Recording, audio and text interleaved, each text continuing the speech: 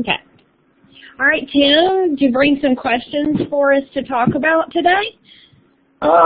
Yeah, the transforming of a graph Mm-hmm. in section 1.6. Yep, I'm going to be doing a lecture on that today at 3 o'clock, but I'm happy to look at a problem with you right now. Do you have a specific problem that you'd like to look at? The stretching and shrinking, how do you know if it's horizontal stretching or vertical stretching? Or shrinking? Okay. That is actually a very good question, and it's a tough one to answer. Let me draw some examples for you here. Okay, so say we have this set of axes, and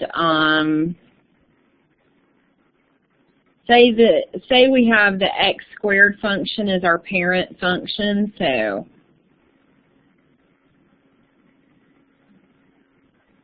something like that.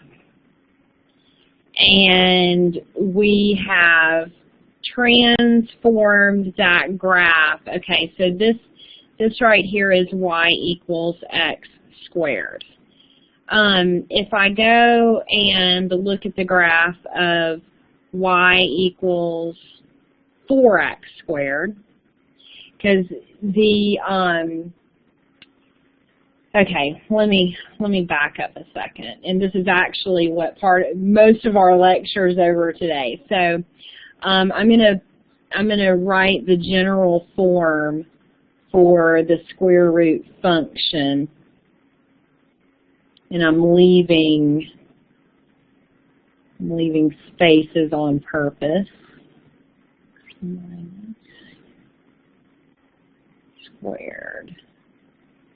Okay, let me write in some things here. There's an A is your coefficient there, and then you've got a coefficient that could live here on the x term within the function.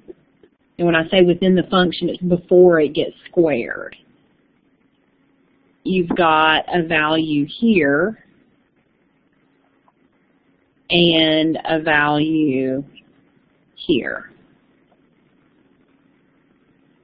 Okay, so if you go back and look at this function that I was about to graph, the thing that has changed equation-wise for that function is the A.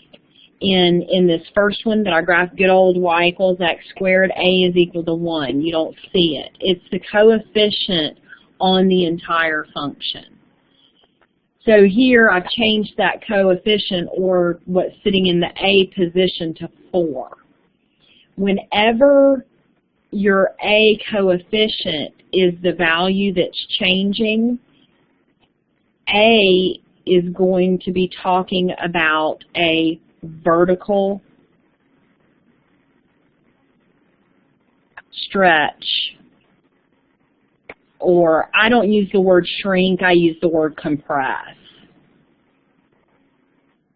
But it's the same thing as shrinking. Now, if the coefficient that's changing is sitting in the B position, B is going to be a horizontal stretch or compress. Here's the part that is really, really confusing about this. A vertical stretch looks exactly the same as a horizontal compress.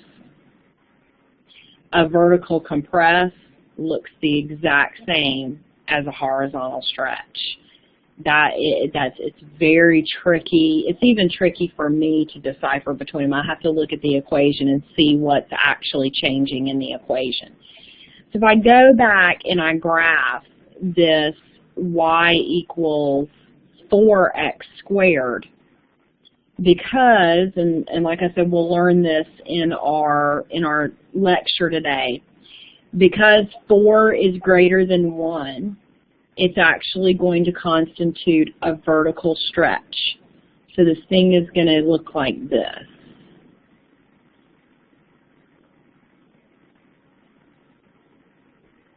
And the parabola is a really good one to look at this stretch and compress with because of the way your arms go. It can help you remember it. So say this is good old x squared. Nothing done to it. If A is greater, so higher than 1, watch what happens to your arms. It stretches them up just like it does here in the graph. So a stretch in the vertical direction is pulling it longer vertically. A compress in the vertical direction would be like if I put my hands at the top and the bottom of what I could see of the parabola and squashed it down in the y direction. But what that's going to, and so I'll show you, I'll draw an example of that too. Let me get a different colored pen. And I'm going to show you guys all this sort of stuff on a graphing calculator. I found a free one online earlier. Okay, so say this is 1/3 x squared. If A is between 0 and 1, this is going to be a vertical compress. When you graph this thing, it's going to look like this. So it's going to look like you started in the vertical direction, up and down direction with your function, and you squashed it down. And so it kind of squishes towards the x-axis when you do that with this particular function, the x-axis.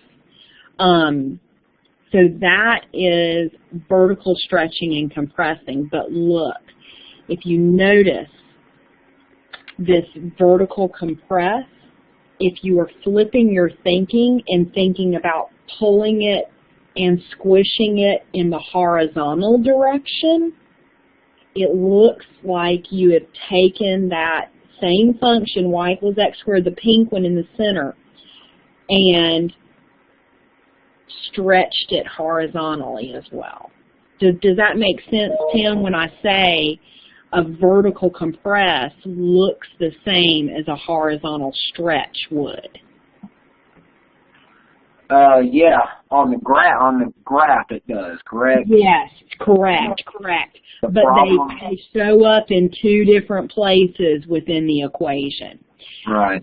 Vertical stretch and compress is outside of the function as the coefficient.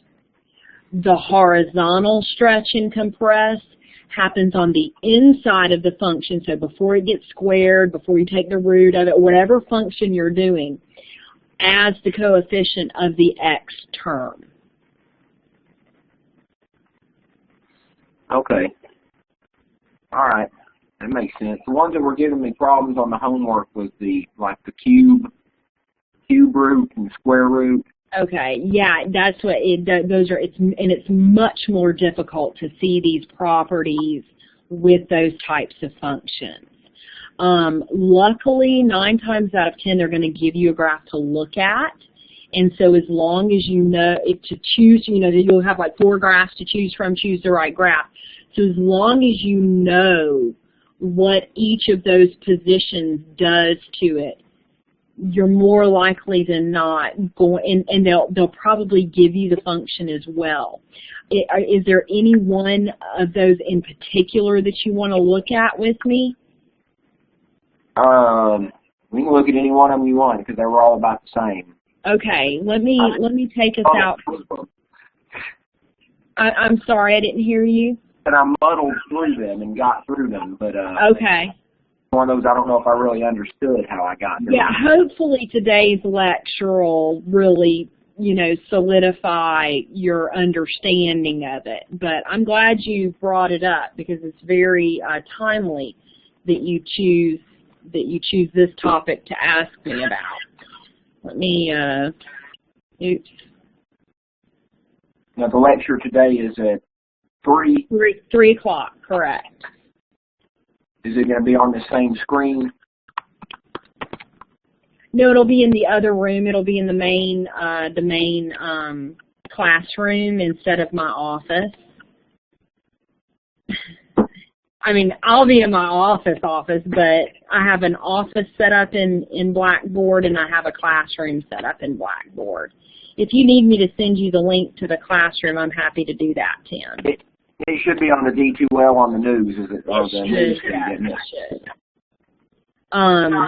And under the Content tab, if you click under the Content tab, there will actually be a link to the lecture itself, and that's just a link to take you out to the Blackboard classroom.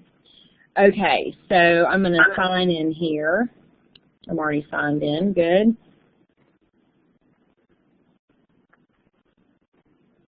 And we're going to go choose a homework problem from 1-6.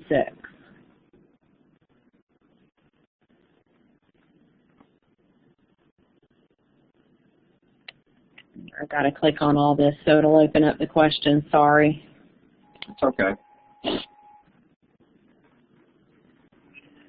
In this example, we will apply a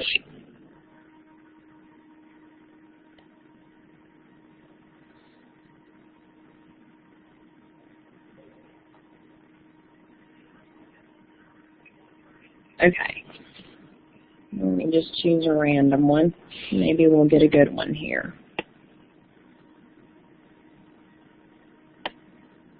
Okay. So that's not a stretch or a compress, that's just a transformation.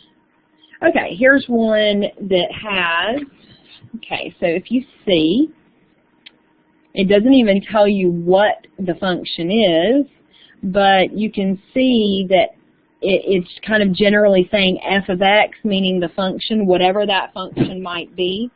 Notice that the coefficient is outside of the function.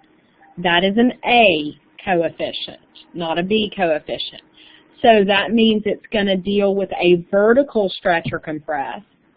The negative on that coefficient means first it mirrors it over the x-axis. That's the first thing that's going to happen. So I can't draw on this screen. It won't let me draw since we're out on the web.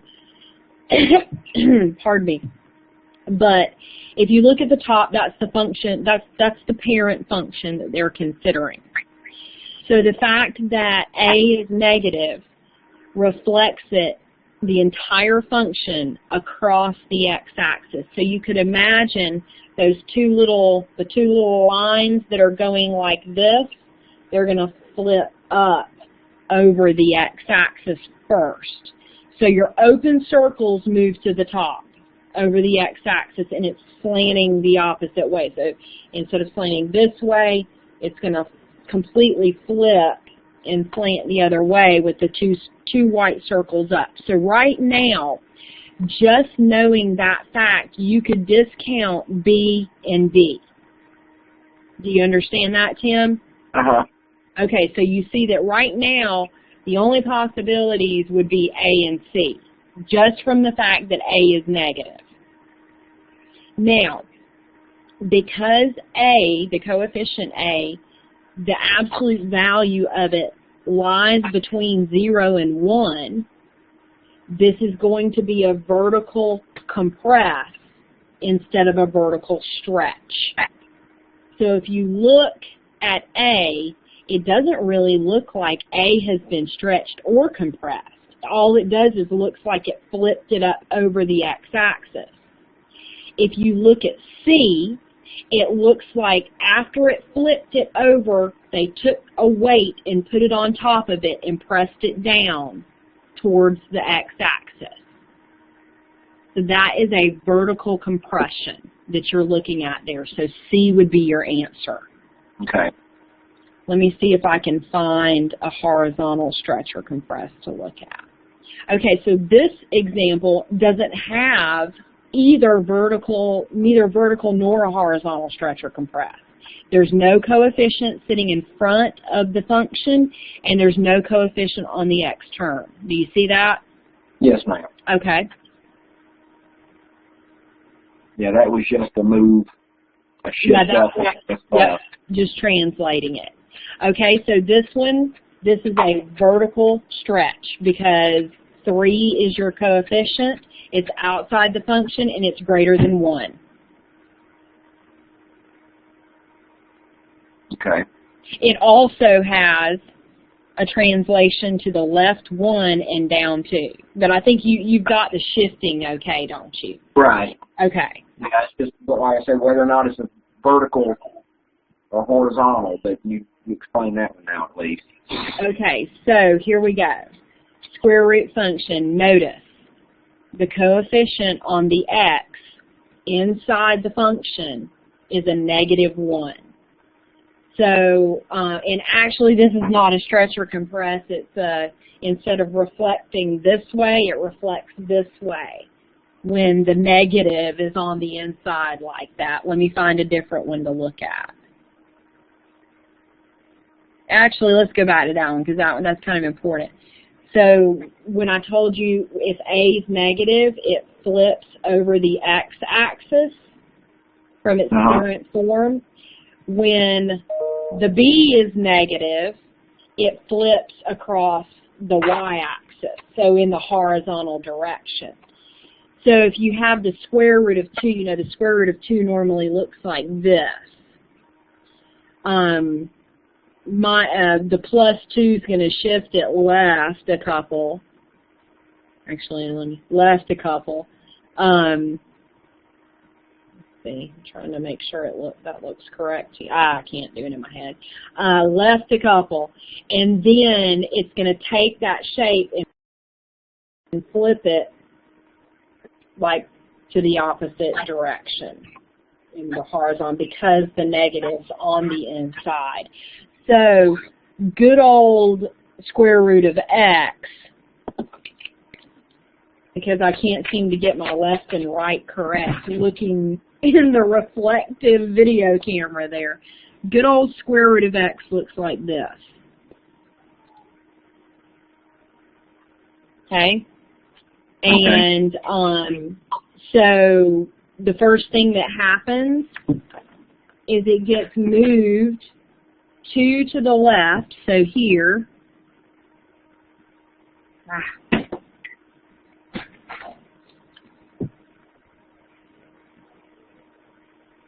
So this is the plus 2. You see the green, how it moved to the left 2? Uh-huh. And then the negative does this.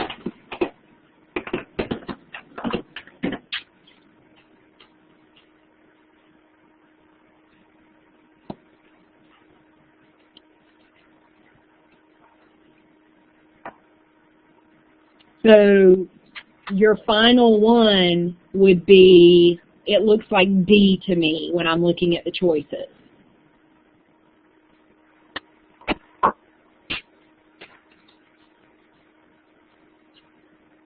Does that make sense, Tim? Okay. It does. Does that help you enough right now with stretch and compress to make you feel comfortable enough until our lecture over it? Okay, very good. Did you have another question before we ended? No, that was very about good. it. That was enough. those are tricky ones. Well, Tim, I appreciate you keeping your appointment with me today, and I am very glad that you brought this up to me because this is a very difficult topic for most students, so I'm probably speaking for everyone that gets to watch this video as a help aid to them. Thank you. Thank you from them, too. Thank you. All right, absolutely. Hopefully I'll see you in lecture. If not, we'll chit-chat sometime soon. Okay, I'll be at the lecture. Very good. I'll see you then, Tim. Thank you. Okay, thank you.